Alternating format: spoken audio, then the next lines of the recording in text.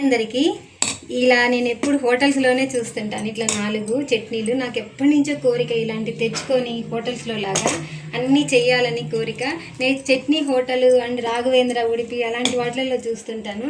నాకు అప్పటి నుంచి ఇట్లా చేయాలి. ఇట్లా గుత్తి అంటారండి దీన్ని, 4 ఉంటాయి. హోటల్స్లో ఎక్కువ యూజ్ చేస్తారు. చూడండి ఎంత బాగుందో.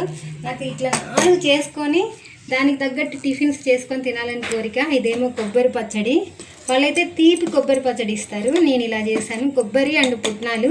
మీకు ఎవరికైనా కావాలంటే చెప్పండి. అండ్ ఇది ఎర్రకారము, కడప ఎర్రకారము. అండ్ ఇది టమోటా పచ్చడి, ఆంధ్ర టమోటా పచ్చడి. ఇది తమిళనాడు సాంబారు. చూడండి తమిళ సాంబారు ఇట్లా చేశాను.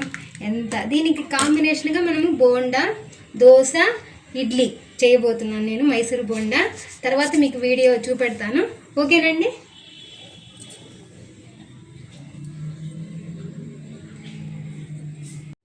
నేను ఆల్రెడీ చట్నీలన్నీ చేశాను కదా, వాటికి కాంబినేషన్గా నేను టిఫిన్స్ చేశాను. ఇది మైసూర్ బోండా, కొంచెం రౌండ్గా రాలేదు. ఇది ఇడ్లీ కారపొడి. అండ్ ఇది సాంబారు. అండ్ ఇది కారం దోశ, నెయ్యి కారం దోశ.